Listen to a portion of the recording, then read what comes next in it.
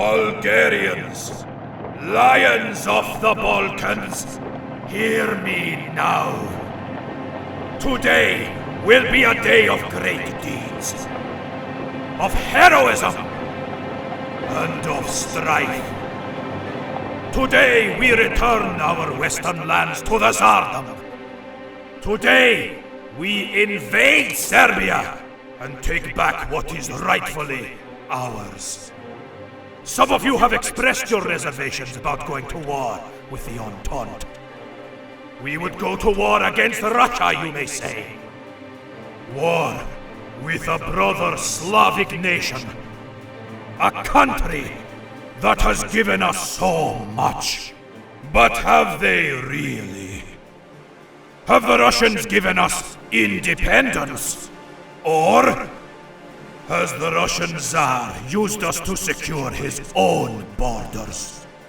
Has the Russian Tsar not been content to make Bulgaria a rump state, split in two when it suited him? Did the Russian Tsar not eagerly sign away Eastern Rumelia to secure peace? To add insult to injury, they would have us pay reparations for this insolence! Reparations? No, brothers!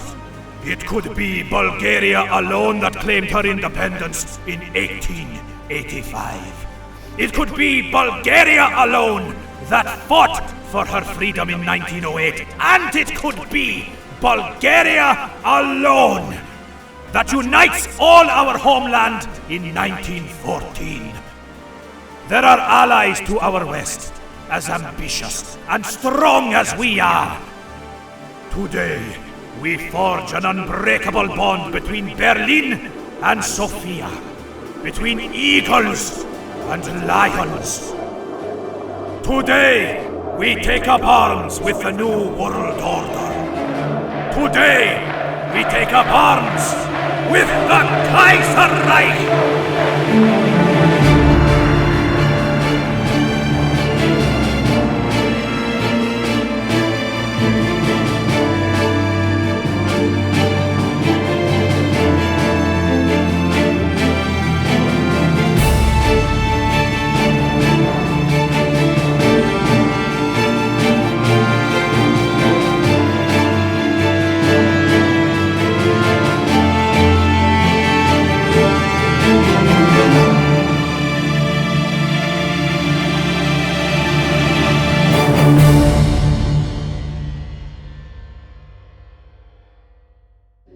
Much of the public's understanding of history today centers around the process of how Germany won the Great War, the so-called Weltkrieg. Films, music, and popular media, in no small means influenced by Berlin, play up Germany as a lone underdog against an entire Entente world order. Shockingly, even among academic dissertations of some repute, one can still find papers that outright diminish the role Germany's Balkan allies played during the Great War. What a historic tragedy, then, to have been a victor of the Great War, yet forgotten all the same. Such was the fate of the fourth Central Power, the Bulgarian Tsardom. In truth, Bulgaria's alignment with the Central Powers had been far from certain. It was, after all, a Slavic nation, closely aligned with Russia and a mortal enemy of the Ottoman Empire just a few years before. Bulgaria's history, however, was colored by one overarching theme: ambition. From the fervent desire to break free from Ottoman domination to the relentless pursuit of territorial expansion, Bulgaria's journey became defined by unyielding and uncompromising aggression. Fueled by her territorial desires, the Bulgarians built a society that put its military first and considered all neighboring states as rivals to be crushed. The combination of aggressive foreign policy and a highly militarized state would earn Bulgaria the nickname the Prussia of the Balkans. But even this lion of the Balkans began its story as a mere cub in Ottoman chains. For 5 centuries, Bulgaria languished as little more than a troublesome Ottoman hinterland, kept on a short leash by the Sultan. However, Bulgaria's fate would turn after the Ottoman Empire suffered a crushing defeat in the Russo-Turkic War of 1878. A Russian-led coalition would secure the independence of the southern Balkan states. That year's Treaty of San Stefano promised Sofia a vast, unified Bulgarian state, encompassing all ethnic Bulgarian regions, from Drabulia and Rumelia to Macedonia and Thrace. Despite bold promises from Russia, Bulgaria's aspirations would clash with the interests of the Western great powers. After geopolitical pressure, the revised Treaty of Berlin shattered Sofia's hopes for a greater Bulgarian state. Instead, Bulgaria's territory was cut down to a fraction of Sofia's original claims. The so-called Principality was forced to relinquish even Bulgarian majority regions, igniting a flame of injustice and resentment that would enrage Bulgarian society for decades to come. After her independence, the Lion of the Balkans turned to an irredentist ideology.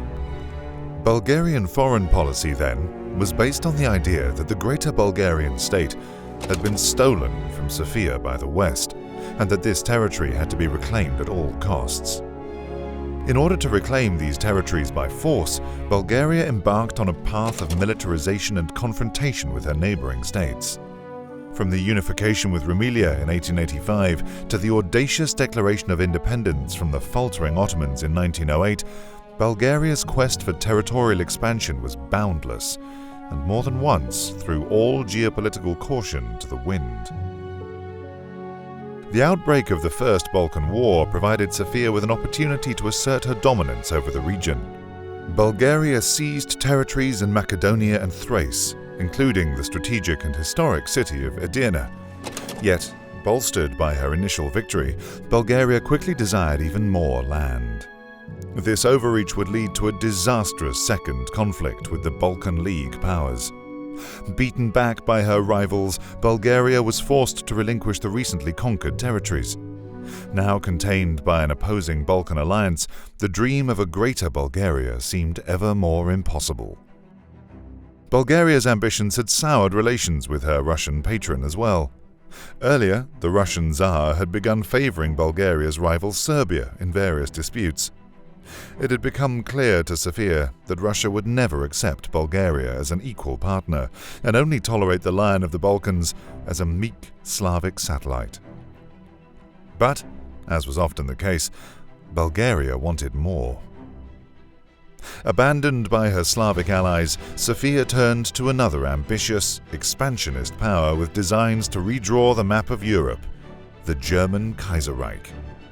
Not long after this shift in alliances, the assassination of the Austrian crown prince in Sarajevo caused Germany and Austria to attack Bulgaria's western rival, Serbia.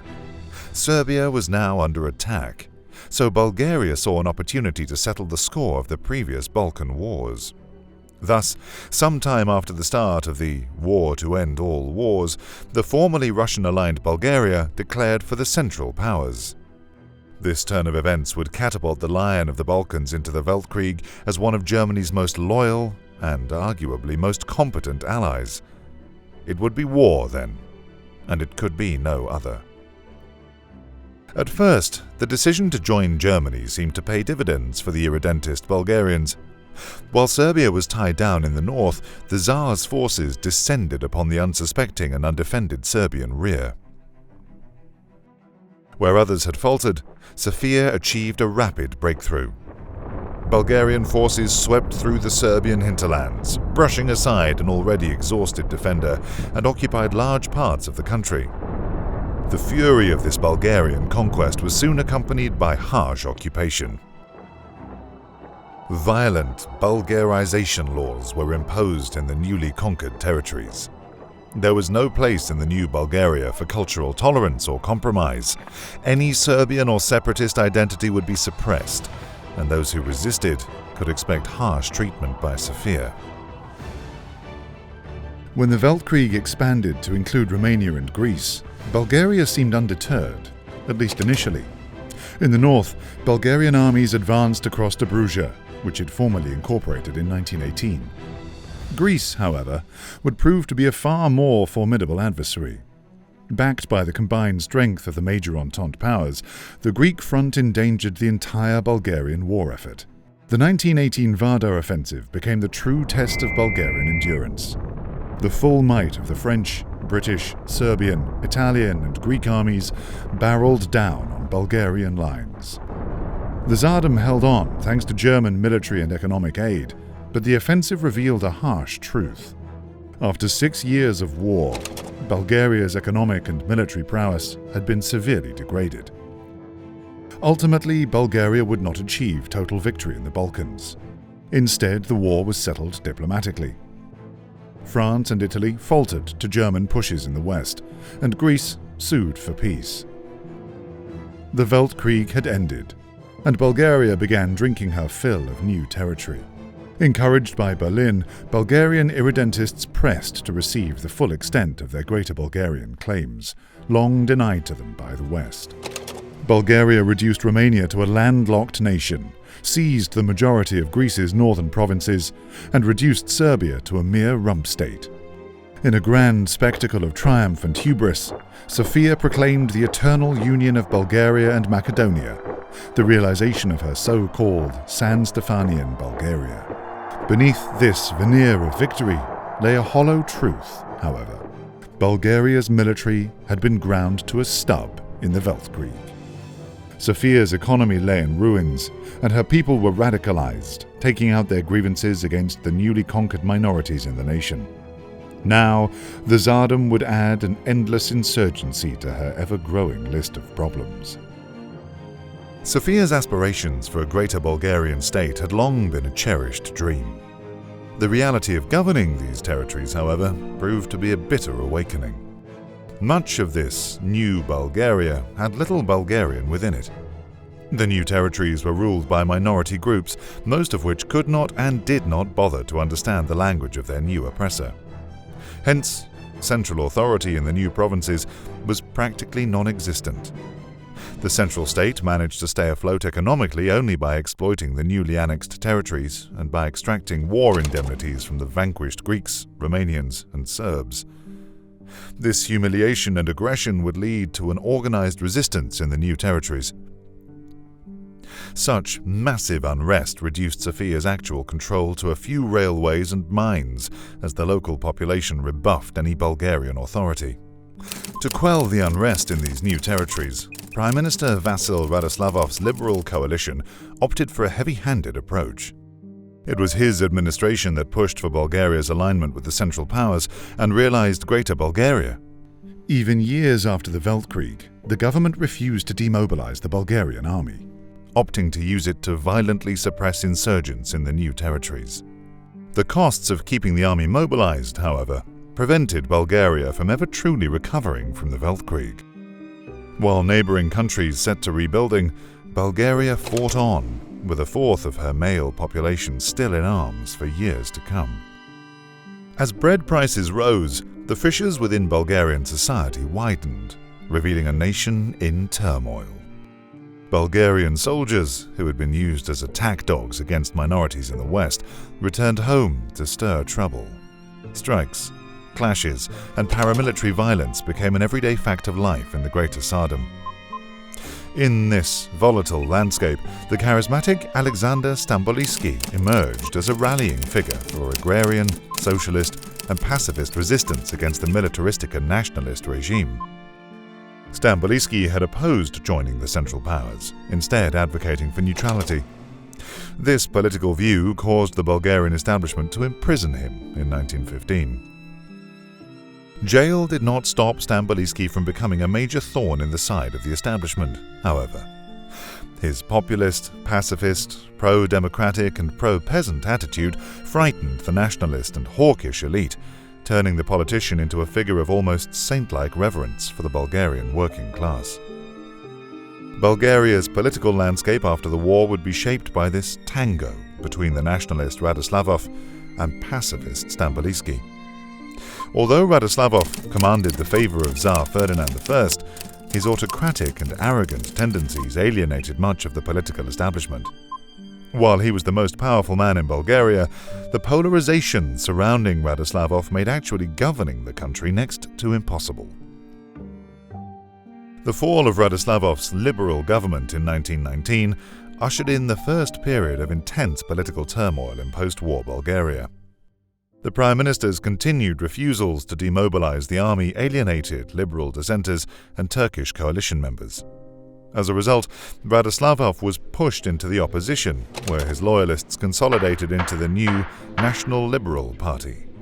The NLP's tenure in the opposition would be short, but no less damaging to the apparatus of state.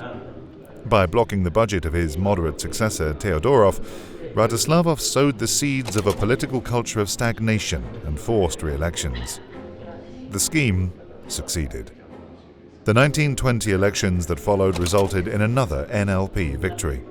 Radoslavov returned as Prime Minister, but his electoral majority had been severely degraded. Balancing between moderate pacifism and radical nationalism, Bulgaria's parliament remained deadlocked for half a decade. In those 5 years, the Bulgarian political scene was in complete and utter chaos. Governments would rise and fall, most only lasting a few months. Political parties merged, dissolved, and re-emerged in an endless quest to define themselves in opposition to both Radoslavov and Stamboliyski. Ironically, the only somewhat stable government formed in this time was between the supporters of those two men. In 1923, several factions of the Stamboliyski-aligned Agrarian National Union agreed to enter into a coalition with the NLP, on the condition that Alexander Stamboliyski would be released from prison. Amidst the storm of political turmoil rising in Sofia, the rest of Bulgaria spiraled further away from central rule. The bloated Bulgarian state groaned under the weight of her troubles. The country was faced with the challenges of integrating annexed territories, the plight of Serb and Greek minorities, economic upheaval, burgeoning German influence, fiscal woes, industrial stagnation, and strained relations with the Central Powers. To this long list, one additional issue was added in 1924, the demobilization of the Bulgarian army. Bulgaria had maintained one of the largest percentages of mobilized men during the Weltkrieg. The army numbered 600,000, a colossal amount compared to the Tsardom's population of 4 million. After demobilizing the army, hundreds of thousands of soldiers ended up on the streets, with no prospect of making a living in Bulgaria's shattered economy. These men turned to the Military League, an organization that, on paper at least, existed to care for the veterans. In reality, the League was a politically militant organization that believed the democratic system had utterly failed the Tsardom. Influence of the radical Military League reached all the way to the upper echelons of Bulgarian society. In the nationalist Crown Prince Boris, they found a sympathetic ally, willing and able to change the democratic status quo. With Sofia's parliament sinking into a paralyzing quagmire, the Military League took matters into its own hands. In the occupied West, the League allied with the Ohrana, paramilitary vigilantes dedicated to defending Bulgaria's new territories. The Ohrana largely originated from the Internal Macedonian Revolutionary Organization, or IMRO for short. These were pro-Bulgarian guerrilla fighters who fought against Ottoman and Serbian occupation of Vardar Macedonia, Thrace, and the Great Morava Valley. Once these areas were included in Bulgaria proper, the IMRO transformed from guerrilla fighters to paramilitary enforcers. To the common populace, however, the IMRO were corrupt thugs that ruled Bulgaria's hinterland through fear, suspicion, and violence. In western Bulgaria of the 1920s, one would be hard-pressed to find police, but one could always find the IMRO. On the surface, Bulgaria seemed like the undisputed hegemon of the Balkans. In truth, the Lion of the Balkans had split into two political entities. Bulgaria now consisted of a democratically led mainland, paralyzed by political theatrics, and an Ohrana shadow state, dominating the outlying areas. In many outlying provinces, the military and its allies held total sway over daily life. The League and IMRO acted as kingmakers, ever threatening to demolish what was left of Sofia's fragile democratic institutions if politicians even dared to rein in the essentially independent army and paramilitary forces. As Bulgaria grappled with a mounting succession of crises at home, her enemies were regrouping. Like Bulgaria before, Romania itself had become mired in ultra-nationalist revanchism, obsessed with reclaiming the provinces lost to Bulgaria. In Bucharest, the black-booted marches of the Iron Guard left no doubt as to what Romania's aims were with her southern rival, and no doubt as to what would happen with the Bulgarian populace if the Iron Guard took control. Greece had already attempted to challenge Bulgaria before. A coup d'état there saw the rise of the Second Hellenic Republic, ruled by the authoritarian and expansionist Theodoros Pangalos. Mere weeks into his reign, Pangalos sent Sofia an ultimatum, demanding a retreat from all territories Greece had been forced to cede under the Treaty of Versailles. Fortunately for Sofia, Pangalos posed only a fleeting threat. The mad dictator of Greece would soon be thwarted by a counter-coup, and the new Athenian government agreed to abide by Versailles. For now, Athens would settle for a Bulgarian-dominated Balkans. However, the threat of Balkan revanchism was never far away. There were hundreds of military men like Pangalos in the Second Hellenic Republic, harboring ambitions to dismantle the increasingly fragile Greater Bulgaria. The pivotal year of 1925 heralded a seismic shift in the region's political landscape. That year, a Republican revolution in Serbia whipped the Bulgarian political establishment into a complete frenzy. After the Weltkrieg, Serbia had been reduced to a rump state, closely tied to Vienna. This pro-Austrian monarchy was a crucial component in keeping Serbia within the Austrian sphere. For the Serbian people, however, the Karađorđević monarchy became a symbol of Austrian oppression. The so-called puppet king was widely hated, and almost immediately after the Weltkrieg, secret societies emerged all over Serbia plotting the king's demise. The most notable and largest among these was the Konspiracija, the conspiracy, which plotted to outright assassinate the King of Serbia and any who supported him. In early 1925, King Alexander II of Serbia was assassinated by one of his guards, presumably a member of this secret society. The conspiracists seized power and declared a new Serbian republic. This crisis was a source of great instability for much of Western Bulgaria, which now consisted of majority Serbian provinces. This Serbian revolution underlined the weakness of the Central Powers alliance in guarding the new world order it had constructed after Versailles. Firstly, the overt assassination of the king caused a diplomatic crisis in the Balkans. Bulgarian Prime Minister Nikola Gennadiev had hoped to restore order in Belgrade through a show of unity and force, a military intervention alongside the other Central Powers. However, by the 1920s, and after an open war between Germany and the Ottomans in the Caucasus, Allied ties between the victors of the Great War had become a mere formality. Germany, for her part, was disinterested in more Balkan entanglements and preoccupied with the rising threat of syndicalism to the west. Austria-Hungary, shockingly, went as far as cooperating with the new Serbian government.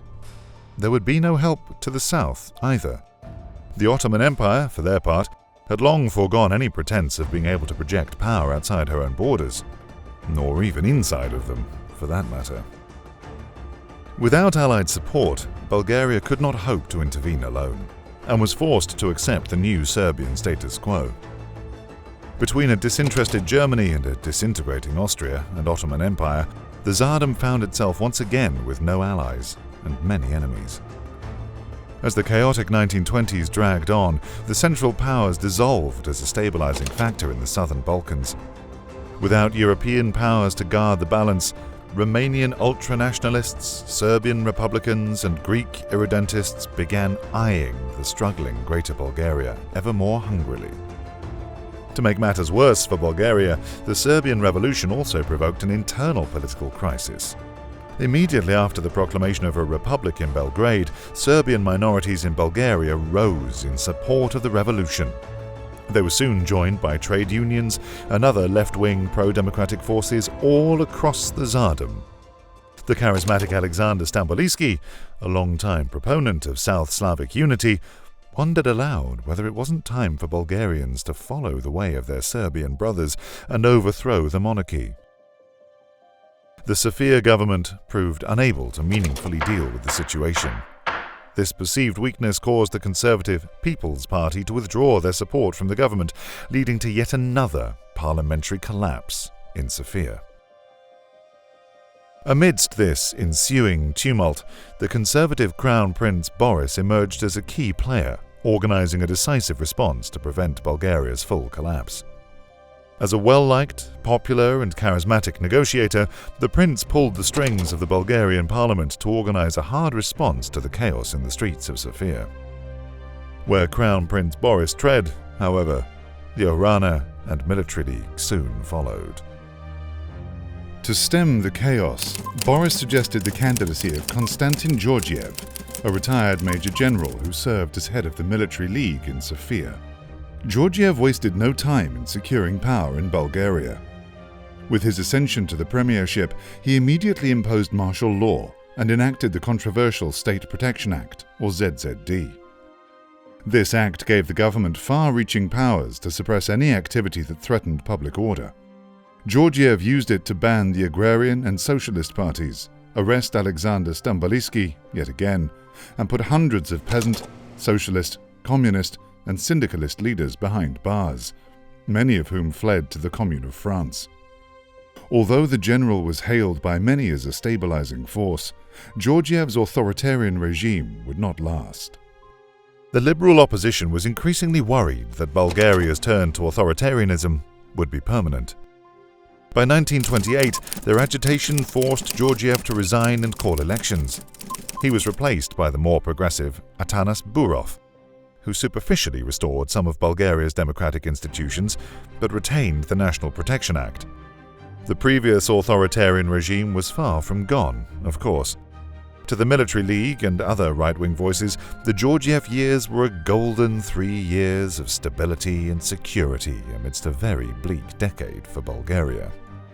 The supporters of Georgiev rallied into the new political branch of the military league, better known as the Political Circle, or Zveno. Fundamentally, Zveno were an anti-democratic military clique. They saw the parliamentary democracy in Sofia as dysfunctional and rotten. Instead, Zveno agitated for a forceful executive branch to keep Greater Bulgaria strong and united as it had existed under Georgiev. In contrast to national populists in Romania, however, Zveno was characterized by rationalization, pragmatism, and technology. Zveno opposed the agrarian and socialist movements on the left, but also the far-right national supremacists on the right. Even further right, another political faction formed from the radicals of the Military League and the Macedonian IMRO.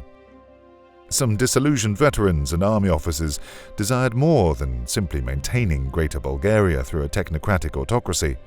Instead, they wanted to forcefully Bulgarize all the new territories, believing that Bulgaria could only exist as a culturally homogeneous state.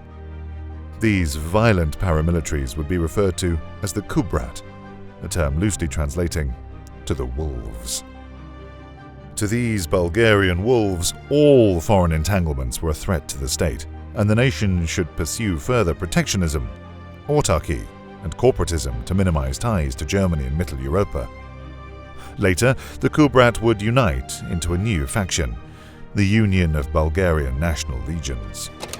The National Legions were a totalitarian paramilitary force consisting of criminals, ultranationalists, and autocrats. These legionaries, in fact, were little more than an army of thugs, scraped from the worst of Bulgarian society. Their primary aim was to initiate or coerce any who dared oppose nationalist policies. The never-ending political instability of the 1920s had continued to degrade all aspects of Bulgarian life. The economy had barely grown since the end of the Weltkrieg. National unity was non-existent, and even the once proud Bulgarian army had been steadily shrinking under budget pressures. The last thing Bulgaria needed then was yet another economic crisis. In 1931, the fall of the Kreditanstalt Bank in Vienna sent shockwaves through the entire world.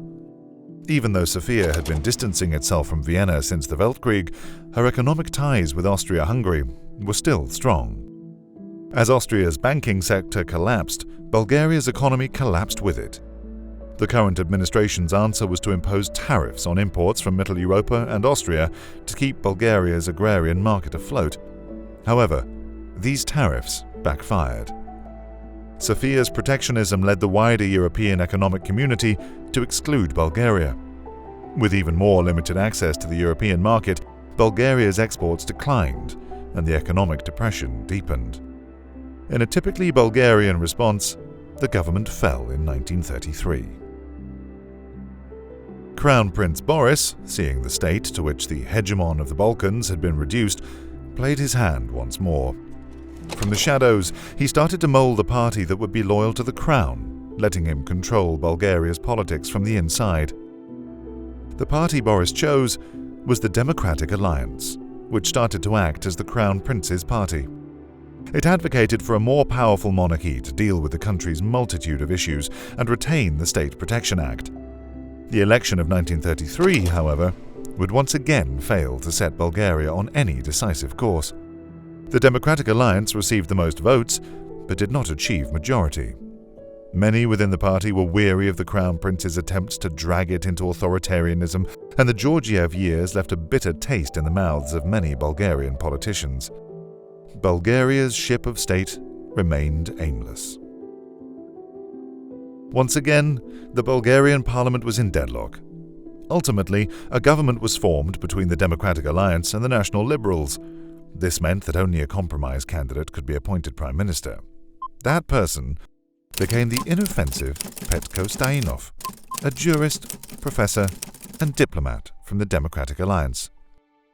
Stoyanov would lead a troubled country, teetering ever closer to the collapse of the Republic. The State Protection Act was not only renewed but empowered, much to the dismay of the opposition. To the left, socialists, agrarians, communists, and syndicalists openly flirted with the Third Internationale, while to the right, the totalitarian Bulgarian legions terrorized the nation.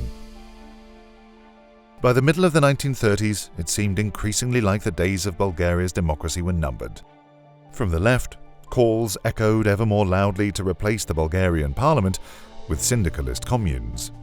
From the right, the Legion and the Zveno clique had continued to grow throughout the 1930s and now seemed poised to move in from the outer reaches of the country to seize Sofia by force, if necessary. From the center, Crown Prince Boris consolidated his hold over the Democratic Alliance, inching ever closer to turning Bulgaria into the absolute monarchy of his desires. What democratic parties remained in Sofia had huddled together in a tenuous coalition, the so-called Committee of Five. It was clear that however many governments Bulgaria had had since the end of the Great War, the collapse to come would be the last for Bulgarian democracy. By 1935, Bulgaria had become a cynical parody of her own former oppressor, the Ottoman Empire. In the Sublime Porte, as well as in Sofia, ideological strongmen, nationalist factions, and radical ideologues battled each other in the streets, while central authority spiraled into nothingness. 20 years after Bulgaria had achieved her presumed total victory, the country was a stagnating quagmire at war with herself. The Bulgarian economy had barely grown, and inflation was rampant. The Bulgarian army, once the pride of the Balkans, was now dated and ill-equipped to face the challenges ahead. The weakness of the Bulgarian army was a liability in the best of times.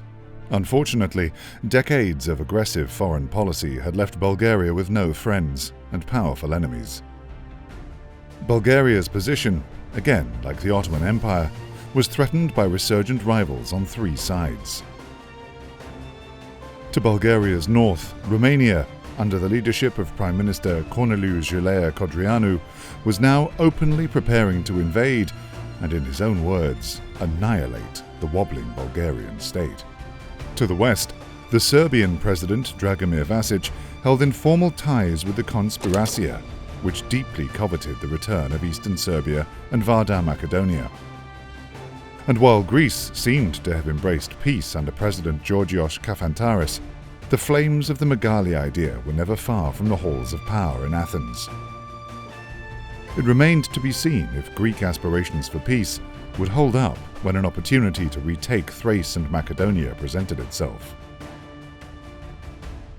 Bulgaria's many debts would, at last, come due. A fourth Balkan War seemed inevitable. This time, however, Bulgaria would not face her enemies with a confident army and a powerful alliance at her back. Bulgaria would fight this war alone, surrounded by the husks of empire, struggling through their own deep instability. Perhaps Bulgaria could, against all odds, rise to the occasion once more.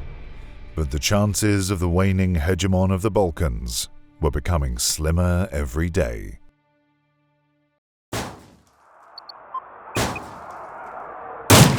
To the Reichstag, the Parliament of the German Empire, and to all those who hold the flame of liberty dear, I dictate this message. I address you even as radicals break down the doors of our Bulgarian Parliament. I am under no illusion that they will not find me hiding down here, and that my punishment for this insolence will be the noose.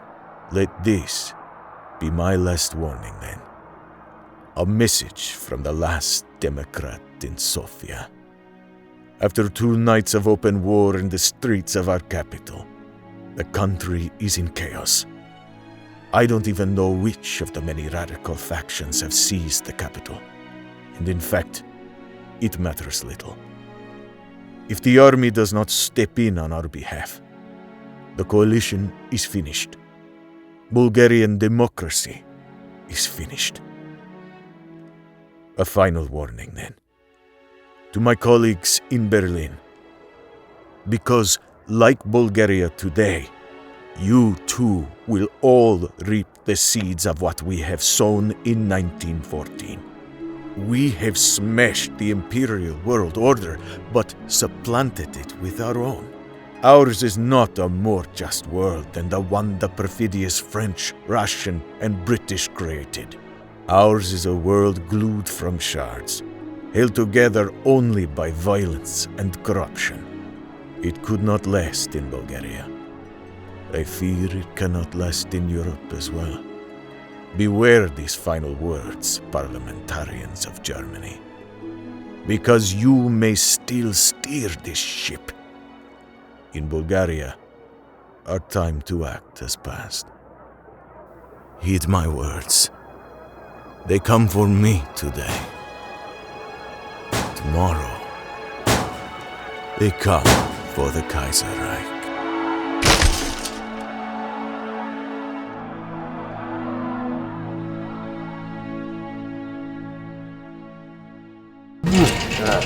Against the machinations of the algorithm, will you stand?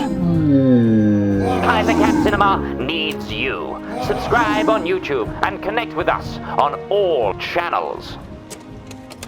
What if Bulgaria had won the Balkan Wars? This is one of the many unique premises of a legendary series of alt history mods called Kaiserreich. In the world of Kaiserreich, the Central Powers win World War I, leading to a world vastly different from our own. I am Day, chief editor and co-director of the Kaiserreich Documentary series. Today, I am visiting the auspicious and covert central offices of Kaiserreich Cinema, known as Kaiserreich Central, hidden deep within the Low Countries. Kaiserreich Cinema is a collective of artists making crowd-funded content set in alt history worlds. Our projects are free forever, and this is all thanks to the generous support of our crew of patrons.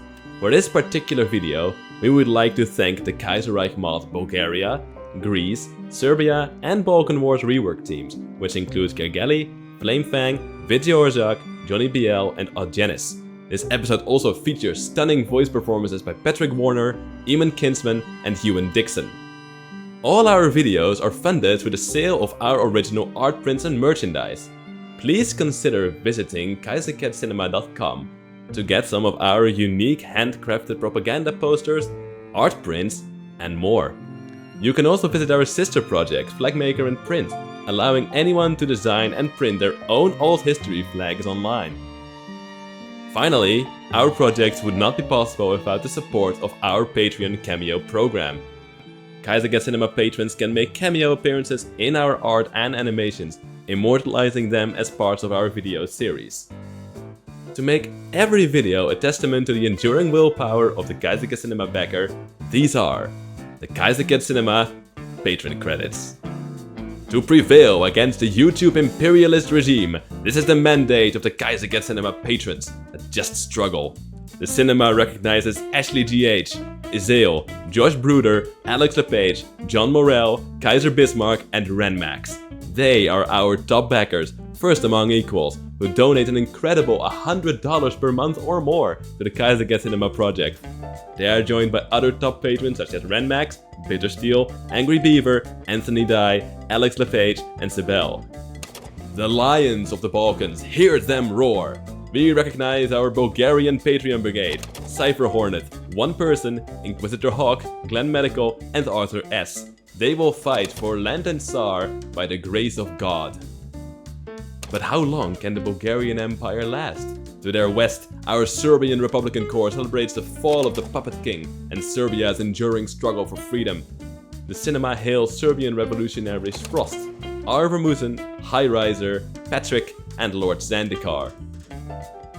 You can enter the kill house, but you can never leave. We recognize the ill-fated patron 117th Brigade, including Patrick, Frost, Trev, Ashley, Inquisitor Hawk, Dylan C, and Evan. They are opposed by the feared 3rd Vanguard Brigade, Odin, Jorb, Luna, and Stifo. They are joined by over 150 other patrons appearing throughout all our videos and projects. Against the machinations of the perfidious algorithm, they will stand. But will you? Thank you for watching our Kaiserreich documentary series. This is Day, signing off, proud of the work we did. See you for the next one, cats. Dank jullie wel voor de iets natuurlijker. Dank jullie wel? Ja. Nee, je zegt tegen meerdere. Ja, tegen meer dan één. Nee, hoe spreek ik?